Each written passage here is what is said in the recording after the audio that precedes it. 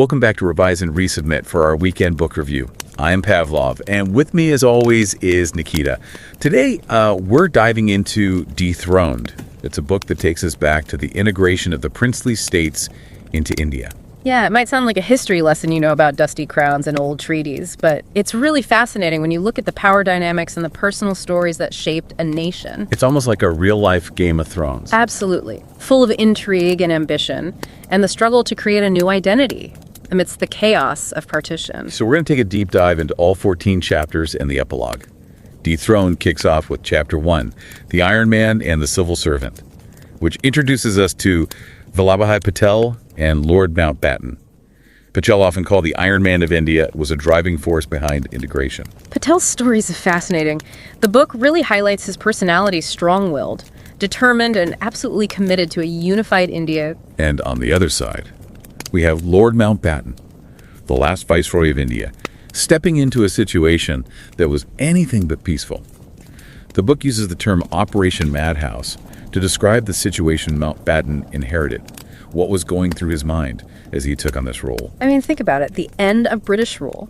562 princely states with their own rulers, each with their own ambitions and anxieties, and the looming threat of violence and instability. It was a pressure cooker. And to make things even more complicated, Mountbatten had a political advisor, Conrad Corfield, who had a very different view on how to handle the princely states. Corfield believed that the princes should have the right to choose their own destiny. Joining India, Pakistan, or even remaining independent, those were all on the table for him. Which, of course, put him at odds with Patel and the Congress leaders, who were pushing for a unified India. So right from the start, you have this clash of ideologies and personalities, setting the stage for a very turbulent period. Exactly. And in the midst of all this, we're introduced to VP Menon in Chapter 2, The Rise of VP Menon. His story is incredible. He went from humble beginnings to being a key figure in India's destiny. Menon started out in a small village in Kerala and eventually rose to become Patel's right-hand man in the States Department. He played a crucial role in shaping the plan for India's independence and the integration of the states. The book really dives into Menon's extraordinary rise. His early experiences working as a coolie, his persistence in pursuing education, and his eventual entry into the civil service. It's a reminder that even in the midst of political turmoil, individuals can rise to the occasion and make a real difference. It also shows the importance of having the right people in the right positions, especially during times of massive change. Absolutely. Moving on to Chapter 3, Princely India, an invention of empire. We get a deeper look at the history of the princely states themselves. It's fascinating to see how they emerged and evolved over centuries, with the British playing a significant role in shaping their existence. The book digs into how the British used the princely state system to maintain their control over India. Yeah, they created this intricate web of alliances and rivalries, playing different states against each other, just to solidify their own power. Then in Chapter 4, The Illusion of Unity, we're introduced to the Chamber of Princes, which was supposed to represent the collective interests of the rulers. In theory, it sounds like a powerful force. It does. But as the book reveals, the Chamber of Princes was riddled with internal divisions and rivalries. The princes were often more concerned with protecting their own interests than working together for a common goal. So much for unity. Well, they had a long history of competition and mistrust. And as independence approached, these divisions only intensified. Chapter 5, A House Divided, dives into these divisions and how they played out in the lead-up to independence. This is where we see the contrast between rulers like the Nawab of Bhopal, who wanted to create a separate Rajasthan composed of princely states. Yeah. And then you have someone like the Maharaja of Bikaner, who advocated for aligning with the soon-to-be independent India. It's like a microcosm of the larger political and communal tensions that were brewing across the subcontinent at the time. Exactly. It highlights the challenges of forging a unified nation from such a diverse and often conflicting set of interests. Now things really start to heat up in Chapter 6, Operation Madhouse. This is where the book gets into the nitty-gritty of the situation Mountbatten inherited, the escalating violence, the political deadlock, and the immense pressure to find a solution before the British withdrew. It's like watching a slow-motion train wreck. You know something bad is about to happen, but you can't look away. And remember that Operation Madhouse file that Mountbatten's predecessor, Lord Wavell, left behind? It was essentially a warning. outlining the potential for chaos and instability if the integration of the states wasn't handled carefully. Talk about a daunting task. But Mountbatten wasn't alone in this. This is where VP Menon's role becomes even more critical. Menon was a master strategist and negotiator. He worked tirelessly behind the scenes, drafting plans, meeting with the princes, trying to convince them that their future lay with India. Sounds like he was the ultimate diplomat, navigating a minefield of egos and political ambitions. He was, and on the other side you had Patel, who wasn't afraid to use a bit of pressure to nudge the princes in the right direction. I guess you could say he was the Iron Man for a reason. Right. He knew that a unified India was essential, and he was willing to use both persuasion and a firm hand to make it happen. It's fascinating how each princely state had its own story and ambitions. Chapter 7, Travancore, A Dream of Independence, focuses on one such state, the Maharaja of Travancore. Along with his Dewan, essentially his prime minister, Sir C.P. Ramaswamy Iyer, were determined to keep Travancore independent. They weren't just daydreaming about it, were they? Not at all. They had a plan and they were putting it into action. They leveraged Travancore's strategic location, its resources, and even stockpiled food. What made them think they could pull it off? Well, Travancore had something unique. Vast deposits of monazite, a mineral crucial for nuclear technology. They saw this as their ace in the hole, a way to secure their position on the global stage. So they were thinking long term, not just about surviving in the short term. Absolutely. But despite their best efforts, their dream of independence ultimately crumbled. What went wrong? A number of factors played a role.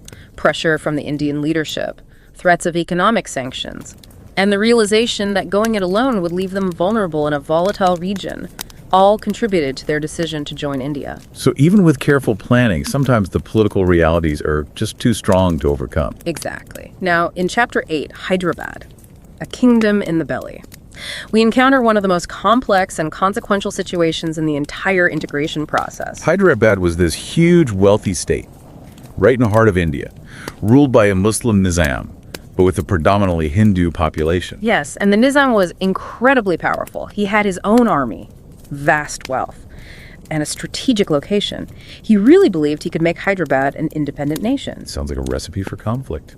It was. The Nizam had advisors pushing him towards independence, and there was a militant group called the Razakars, who were ready to fight for his cause. On the other side, the Indian government was determined to bring Hyderabad into the fold. So how did it all play out? Well, things escalated pretty quickly. There were attempts to acquire arms from abroad, growing tensions with the Indian government, and a lot of political maneuvering on both sides. And then, of course, there was Operation Polo. Right. This was the military operation that India launched to integrate Hyderabad. It's a controversial chapter in Indian history, with debates about the justification for military invention and the violence that followed. It's a stark reminder that the birth of a nation often comes at a price. It does. Now, shifting gears a bit, Chapter 9, The Vale of Tears, takes us to Kashmir, a region with a long and complicated history. Kashmir is still a major point of contention today, isn't it?